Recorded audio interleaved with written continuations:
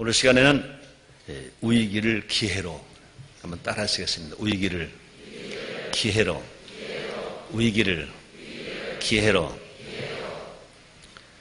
지금 사람들이 나라가 다 어렵다 그럽니다.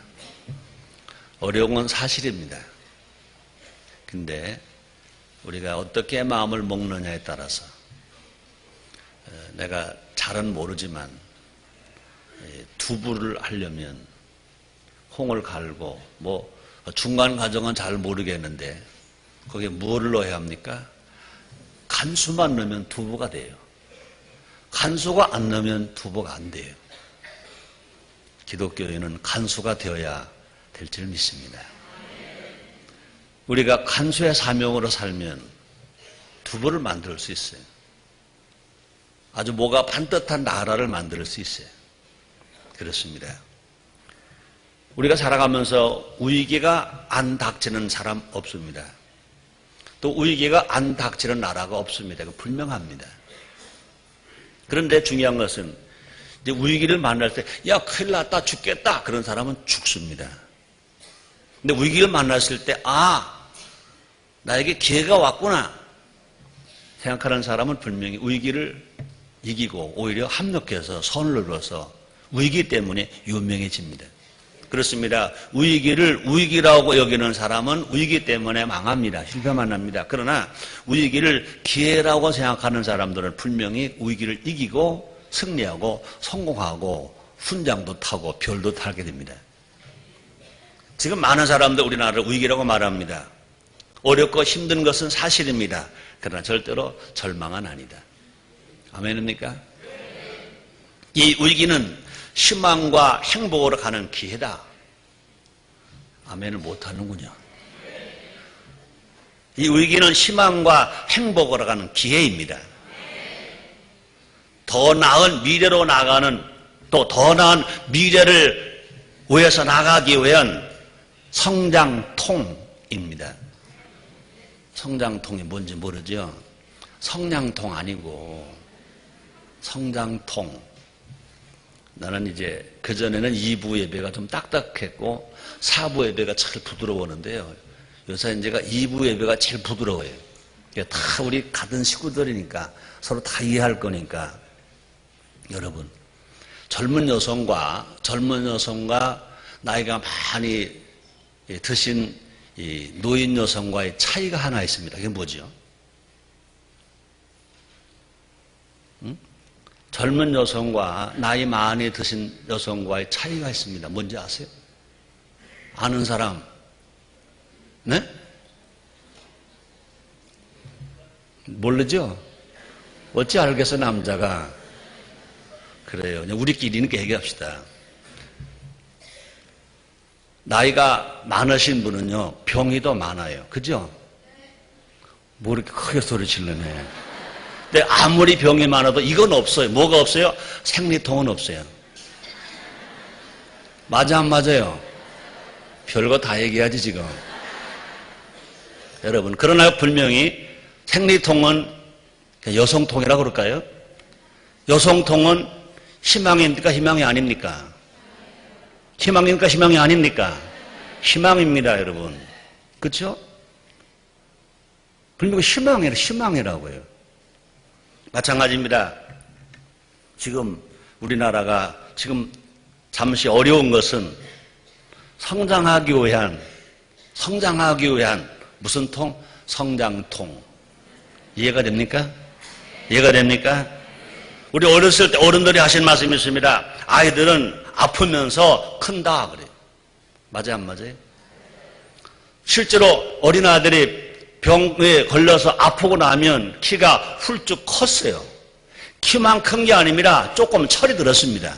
맞아, 안 맞아요? 아이들은요, 아프면서 성장합니다. 아프면서 키가 큽니다. 아프면서 철이 듭니다. 여러분, 그렇다고 우리는 힘겹다고 포기해서는 안 됩니다. 아브라함에게 고향을 떠나 미디아 땅으로 가는 것은 힘든 일이었습니다. 요셉에게 누명을 쓰고 감옥에 갇혀 있는 것은 억울한 일이었습니다. 왕권 약속받은 다윗에게 쫓기는 생활은 납득할 수 없는 일이었습니다. 롯에게 시어머니를 모시는 일은 결코 쉬운 일이 아니었습니다. 신앙의 우인들에게 위기는 행복과 성장의 기회인 것 믿으시길 바랍니다. 그렇습니다. 아브라함의 떠남과 여행, 그것은 믿음의 조상이 되기 위함이었습니다. 요셉의 감옥, 그것은 뭡니까? 약관 30세에 하나님께서 애굽 나라의 국무총리로 쓰시기 위해서, 그뿐이 아닙니다. 자기 부모와 자기 형제를 구원하게 쓰시기 위해서 하나님 예비하신 것이었습니다. 또 다윗의 쫓기는 삶은 신뢰할 수 있는 장수들을 얻기 위함이었습니다. 위기가 기회인 것입니다. 룻이 나가서 이삭을 죽게 된 것은 뭐냐? 누구를 만납니까? 자기의 배필 보아스를 만나게 되어서 그 결과 여인이면서 예수님 족보에 올라가는 복받은 여인이 되기 위함이었습니다. 여러분, 위기는 기회를 가져오는 것 믿읍시다. 위기가 크면 클수록 기회도 크다 하는 것도 받아들입시다. 대한민국 국민에게는 위기를 기회로 바꾸는 힘이 있습니다. 대한민국 국민은 뭐에 강하냐? 대한민국 국민은 뭐에 강한지 아세요? 그래, 찬스에 강해. 찬스에 강합니다. 위기에 강하고 찬스에 강합니다. 하나님은 지금 우리에게 더 큰 축복을 주시려고 계획하고 계신 것 믿으시기 바랍니다. 단 우리가 해야 할 일이 있습니다. 그냥 가만히 앉아서 감나무에서 그 연시가 떨어질 때만 바라고 입 딱 벌리고 있는 것 가지고는 안 된다는 것입니다. 그뿐 아니라 우리가 마음대로 살면서 이 위기가 기회가 된다, 그것도 아니라는 것입니다. 우리가 할 일이 있습니다. 이 시간은요, 위기를 만난 대한민국이 위기를 기회로 바꾸기 위해서 내가 할 일이 뭘까? 우리가 할 일이 뭘까? 국민이 할 일이 뭘까를 알아봄으로 말미암아 이렇게 살아감으로 또 말미암아 나도 행복하고 너도 행복하고 우리나라 대한민국을 행복한 나라 만듭시다. 첫째로 힘 있는 사람이 양보하라. 양보가 뭡니까? 힘이 없는 사람은 양보 못합니다. 양보는 힘 있는 사람이 하는 겁니다. 양보는 뭡니까? 힘 있을 때 힘을 다 안 쓰는 거, 힘 있을 때 힘을 다 안 쓰는 거, 이게 양보입니다. 인생은 3인 3각 달리기 대회와 같은 것입니다. 인생은요, 또 뭡니까? 팀. 인생은 팀. 인생은요, 혼자 사는 것이 아닙니다. 함께 사는 것입니다. 여러분, 사람의 자를 한눈으로 써보세요. 받쳐줘야 글자가 됩니다. 안 받쳐주면 글자가 안 됩니다. 안 받쳐주면 그거는 쓰러져 버리고 맙니다. 내가 달리기를 잘한다고 해서 둘이 함께 뛰어야 되는데 혼자만 달려간다고 해서 그 팀이 이길 수는 없습니다. 그렇습니다. 팀이 우승하려면 잘 뛰는 사람이 못 뛰는 사람과 맞춰야 합니다. 아멘입니까? 힘없는 사람이 넘어졌을 때는요, 힘 있는 사람이 일으켜줘야 합니다. 성경이 말합니다. 로마서 15장 1절입니다. 우리 강한 자가 마땅히 연약한 자의 약점을 담당하고 자기를 기쁘게 하지 아니할 것이라. 강한 자가 연약한 자의 약점을 담당해야 된다 그랬습니다. 잘 뛰는 사람이 못 뛰는 사람을 비판하면 그 팀은 벌써 무너진 겁니다. 아무 일도 하지 못합니다. 그래서 로마서 14장 1절에서 사도 바울은 또 이렇게 말합니다. 믿음이 연약한 자를 너희가 받되 그의 의심하는 바를 비판하지 말라. 여러분, 목사, 전도사, 장로, 권사, 안수집사, 50부장, 구역장들이 처음 교회 온 새신자, 이거 뭐 저래. 뭘 그래? 저도 그랬었지. 비판하지 말라는 겁니다. 받아줘야 됩니다. 용납해야 합니다. 내가 쓴 언어 중에 많이 쓴 언어가 이런 언어가 있습니다. 없다고 무시하지 말고 있다고 비판하지 말아라. 그렇습니다. 없다고 없는 사람 비판하지 말고, 아니 없는 사람 업신여기지 말고 있는 사람 비판하지 말아라. 없는 사람 무시하지 말고 있는 사람 비판하지 말아라. 이거 우리나라가 지금 고쳐야 할 것입니다. 있는 사람들이 없는 사람을 무시합니다. 그것만 나쁜 게 아닙니다. 사람들은 그 말만 말합니다. 그런데 그 다음 말이 더 중요합니다. 또 중요합니다. 없는 사람이 있는 사람 비판하면 안 됩니다. 있는 사람이 없는 사람 비판하면 공산당 사회인 것입니다. 대한민국은 자유민주사회인 것입니다. 그렇습니다. 이삭처럼 하나님의 힘을 믿고 아브라함과 이삭과 야곱입니다. 아브라함의 아들 이삭은 그 삶의 특징이 뭡니까? 양보를 잘하는 사람입니다. 우물을 파니까 달래, 가져. 또 우물 파니까 달래, 가져. 또 우물을 파니까 또 달래, 가져. 다 양보했습니다. 누가 복 주셨습니까? 양보를 잘하는 그 이삭을 하나님이 함께 하시고 복을 주시니까 마침내 거부가 되었더라. 양보한 결과 이삭은 우물만 다시 얻은 것이 아니라 평화를 동시에 얻었다고 성경은 말씀하고 있습니다. 평화의 사람이 되었습니다. 양보는 뭐냐? 양보는 절대로 굴복이 아니다. 양보는 절대로 패배가 아니다. 아멘입니까? 아멘입니까? 여러분, 양보한 사람을 굴복했다고 보지 마세요. 양보한 사람을 패배했다고 보지 마세요. 사람들이 보는 눈이 또 문제인 것입니다. 그러므로 양보는요, 우리 모두 함께 승리하는 길이다. 그죠? 양보는 함께 승리하는 길이다. 난 지금 정치하는 사람들도 마찬가지입니다. 혼자 이기려고 하지 말고 같이 이겨라. 어느 분이 그런 말 했습니다. 51%만 이기면 승리한 거다. 명답입니다. 한문의 중용이라는 책이 있습니다.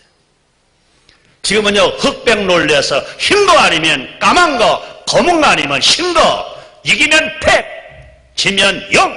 그게 아닙니다. 이기는 사람이 49를 다 주세요. 가져. 그러고 51%만 가지고 있으면 이긴 겁니다. 49%를 남 주고 51%를 가지고 있으면 힘 있는 사람이 먼저 양보하는 사회가 되어야 하겠습니다. 키 큰 사람이 허리를 숙인다면 키가 작아지는 것이 아닙니다. 그죠? 키 큰 사람이, 키 작은 사람이 어느 주례를 쓰는데 참 지혜로운 신부를 봤어요. 그러니까 신랑이 신부보다 키가 작아요. 근데 물론 그 신부가 하이힐을 신는지 안 신는지는 드레스에 가려서 못 봤는데, 그러니까 그냥 서 있더니 사진 찍을 때가 되니까 신부가 제 신랑하고 딱 맞춰주더라고요. 그런데 모습이 엉망이잖아, 모습이. 그런데도 불구하고 그 가정에 행복하겠어? 안 행복하겠어? 물어봐나 마는지요. 이러더라.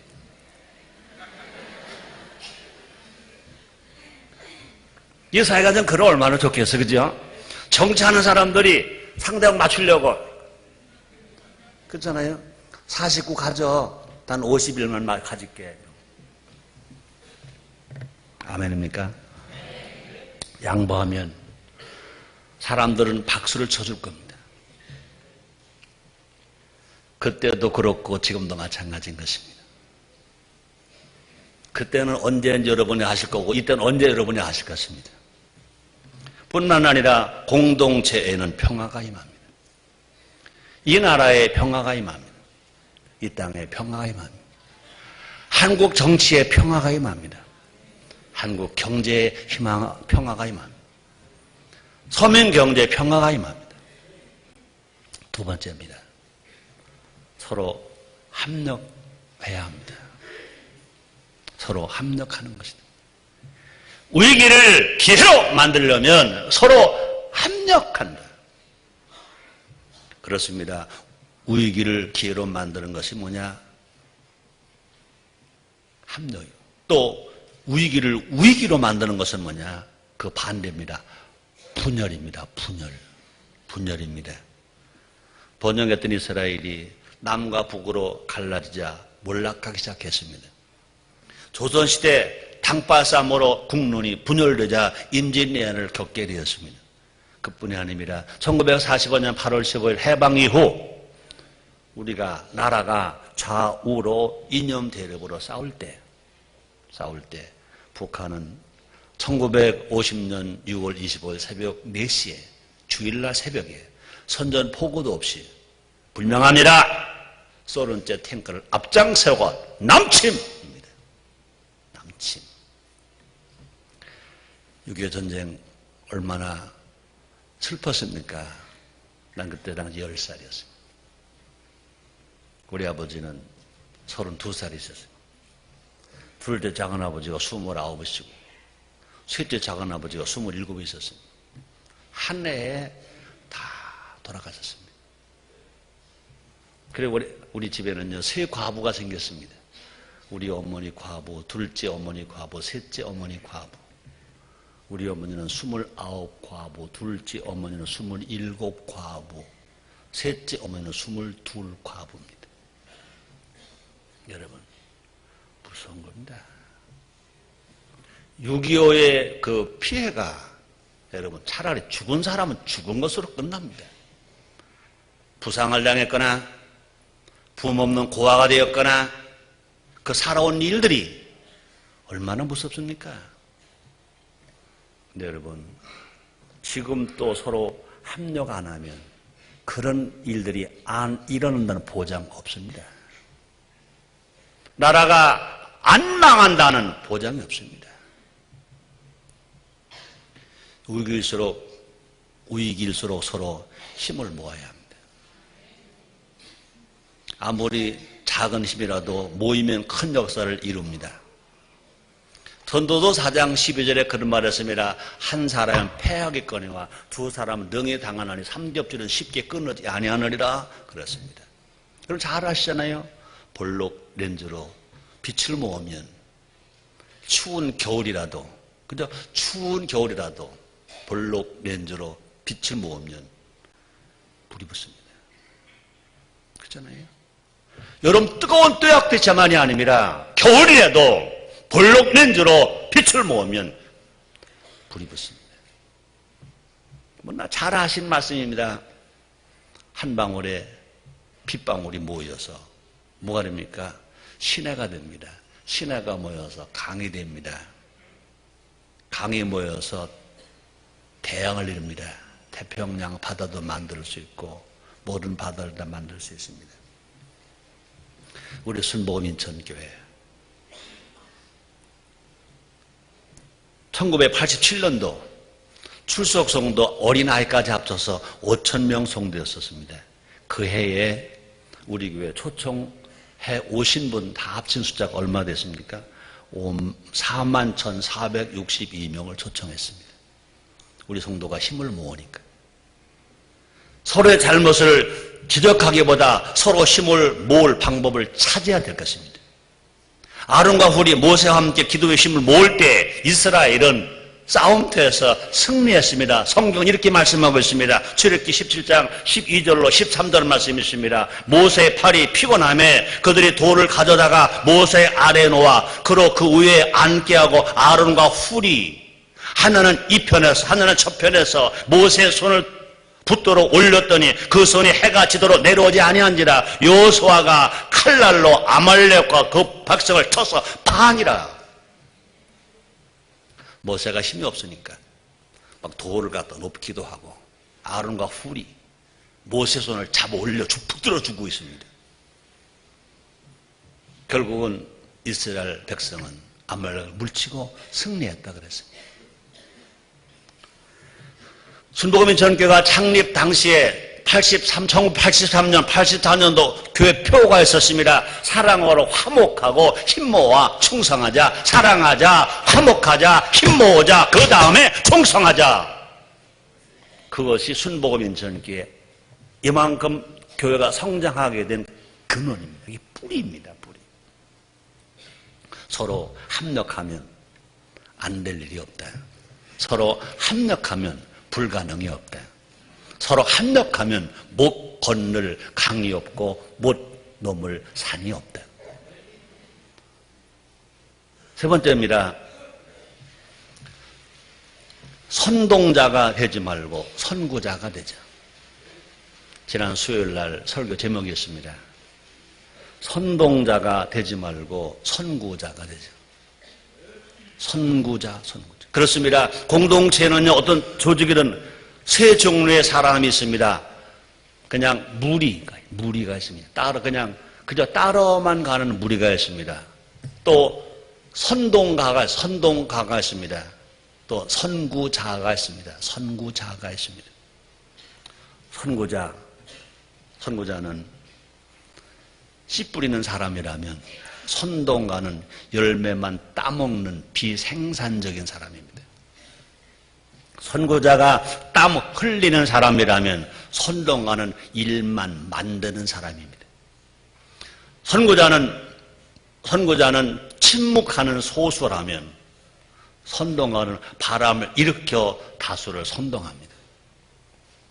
이사에게 필요한 사람은 선구자입니다. 선구자. 내가 원래 이걸 준비하면서 비석을 찾으라고 그랬는데 오늘 시간이 없어서 못 찾았는데 선구자 노래 가사 내가 이따 3부 예배 때는 제가 읽어드릴 거예요. 선구자의 노래 가사. 독립운동할 때 선구자의 노래가 있습니다.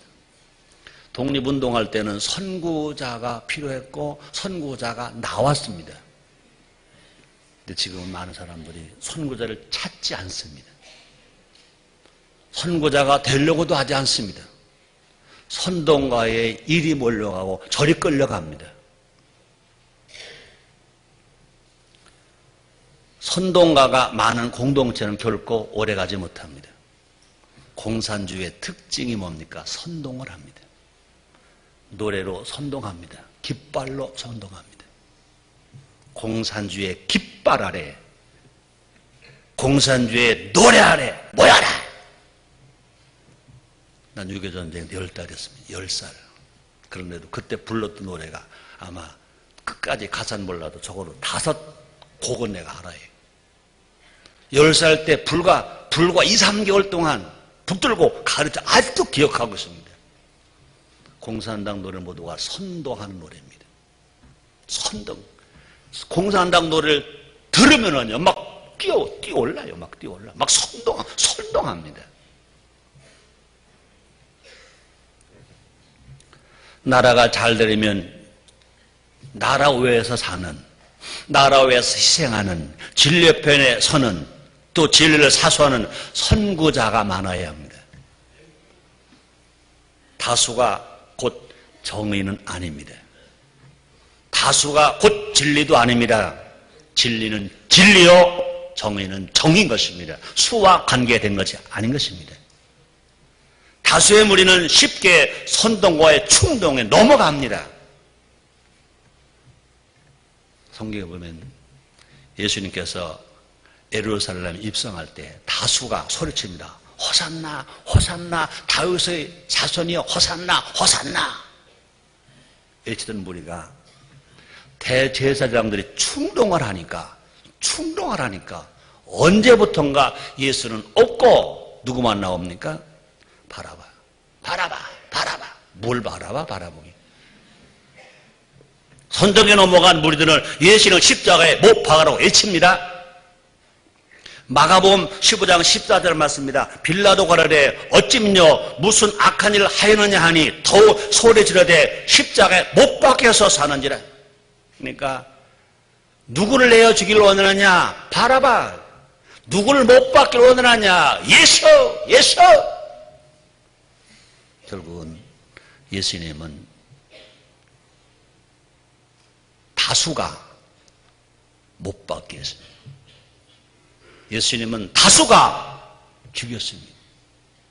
선동가들이 애치는 다수에 의해서 예수님은 죽었습니다. 예수님은 시위나 집회, 폭력으로 우리를 구원하지 않았습니다. 예수님은 십자가를 지는 실천적인 희생으로 우리를 이루셨습니다. 지금 우리에게 필요한 것은 나부터, 자기부터 일하는 겁니다. 나부터, 자기부터 희생하는 겁니다. 우리 모두 누구처럼 살아야 합니까? 예수님처럼 진리를 위해서 십자가를 지는 선구자가 됩시다. 정말로 나라를 걱정해서, 나라를 오해서,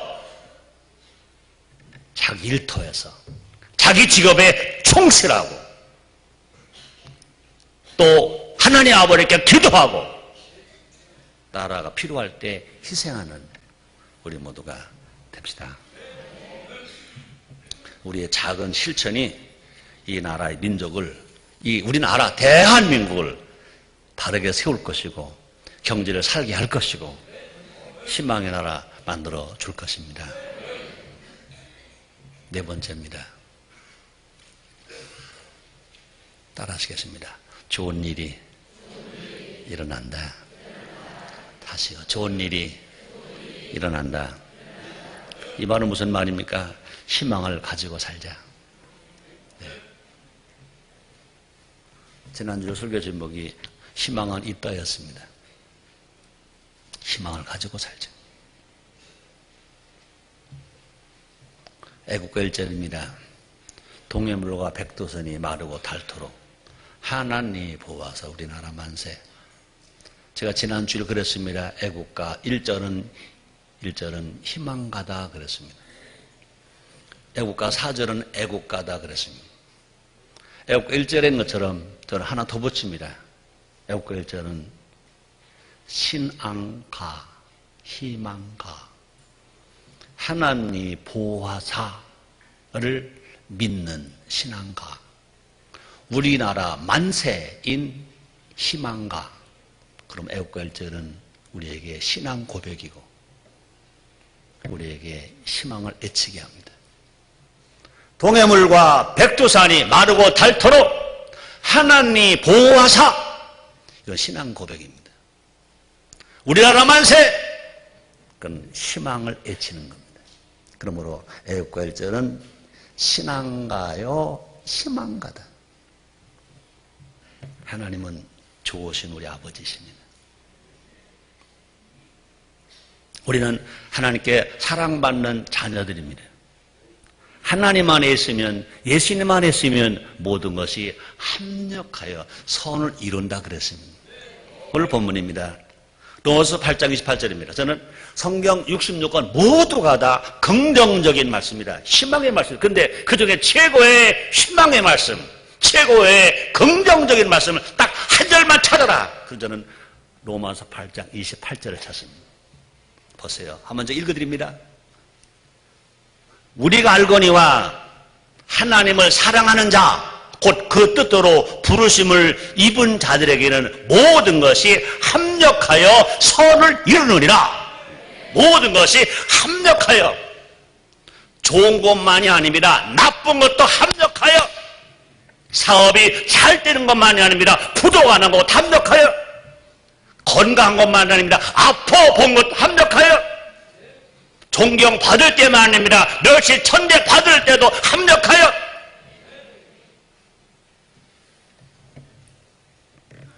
그렇습니다. 독생자까지 아끼지 않고 내어주신 하나님을 우리가 믿읍시다. 기독교 신앙이 뭡니까? 하나님 약속의 말씀을 믿는 겁니다. 모든 것이 합력해서 선을 이룬다. 약속하셨으니까 하나님 믿습니다. 분명히 나에게 좋은 일이 일어납니다. 선한 일이 일어납니다. 우리나라 대한민국에 선한 일이 일어납니다. 그렇습니다. 로마서 8장 32절 이렇게 말합니다. 자기 아들 아끼지 아니하고 우리 모르는 사람을 오해 내어주신 이가 어찌 그 아들과 함께 모든 것을 우리에게 은사로 주시지 아니하겠느냐 그랬습니다. 아무리 큰 위기를 만나서도 틀림없이 좋은 일이 일어납니다. 따라합시다. 우리나라 희망은 예수님. 우리나라 희망은 4만 5천 교회. 우리나라 희망은 1200만 신자가 기도하는 것이다. 아멘입니까? 우리 모두 아무것도 염려하지 맙시다. 따라합시다. 우리 모두 아무것도 염려하지 말자. 아멘. 그렇습니다. 빌립보서 4장 6절입니다. 아무것도 염려하지 말고 오직 모든 일에 기도와 간구로 너희 구할 것을 감사함으로 하나님께 아뢰라. 그러므로 우리는 지금 어려움을 당할 때 염려할 때가 아닙니다. 뭐 할 때입니까? 기도할 때입니다. 그래서 우리 순복음 인천교회는요 3월 15일부터 4월 16일까지 나라 살리기 33일 구국 기도회를 합니다.